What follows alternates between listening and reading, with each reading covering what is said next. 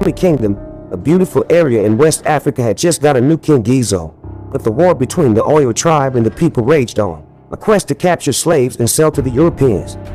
Nawi, a beautiful young lady with much grit, is not willing to be forced into marriage by her parents. She would rather join the Agojies, a powerful army of fearless women formed by the king, with Naniska, a mature of mind, as their leader, living within the palace walls and training with other girls. Nawi got fond of Agojies, a warrior who teased her most of the times and called her funny names like Titiasi like the fly. Each day came with a new challenge for Nawi, from learning to work with ropes to picking up swift feats, wrestling and handling swords. Lest I forget, the gun practice was also a thing. Nawi's subtle nature during the firearms practice didn't elude Naniska's all-seeing eyes, as she later accused her of flirting during training. It was at the point where Nawi's lack of discipline began to irritate Naniska that the plot twist was revealed. Meanwhile, it was feast time in the land, and the King Gizo was rightly adorned in his royal attire with his wives by his side and the Agoji dancing and singing to his majesty. Suddenly silence befell the scene as the Oyo people disrupted the occasion, demanding their usual homage from the king. Only this time they requested an addition of 40 Agojies to the tribute. A negotiation was made and 20 selected Agojies were set to be handed over to the Oyo people at the port of Oyo. Something was wrong with Naniska.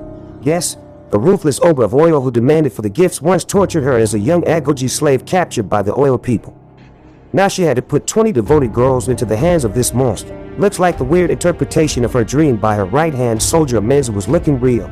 Moments later, a young handsome half-Dahomey half-Portuguese man Malik landed at the port of Oyo alongside his companion with the hope of shipping slave to Europe. Coincidentally, the Agojies were just arriving, lined up to be suited to the Oba of Oyo. Eyes caught eyes and a seed was planted. To the uttermost surprise of Oba, the only submission to be made were the heads of his kinsmen he left at the Dahomey feast. Mission complete. The Agojies were to run back to the boat and return to Dahomey, but Naniska wanted to finish off Oba for ruthlessly handling her in captivity. Sadly, she was overpowered.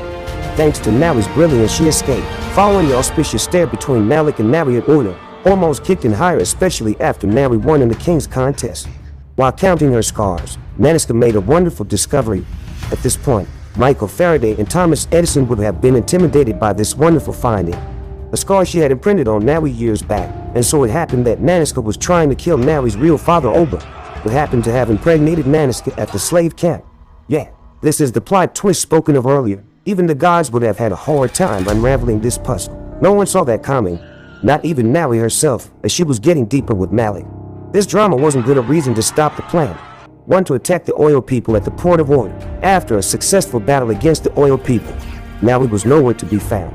It so happened that the Oyos had taken her captive while retreating alongside Agoji, her friend from another Agojies, with a failed plan to escape captivity. Agoji was shot dead while returning to help Nawi. At the palace, Naniska had defied the king's orders and was set to finish off the task alone. At least there's no second guessing why. Her daughter was held captive in the hands of the ruthless monster who happened to be her father. She had gone a mile or two before realizing Age wasn't alone. Menza had followed her. In fact, the whole Agojies were with her, with chaos everywhere, smoke in the air, slaves freeing themselves, Nawi and Mikkel taking decisions, and the Agojies doing what they do best. Naniska found the right time to do what she had always wanted to: kill Oba. With Oba dead, reality set in. While Nawi might have had a thing or two for Mikkel, but it wasn't meant to be. Meanwhile, Naniska still had to answer to the king. Cheers everywhere. Naniska and her troops arrived just in time for Naniska to be smiled upon and crowned the woman king by Gizo himself. That'll be all for now. If you enjoyed this video, you know what to do. Check out our other amazing videos. Bye.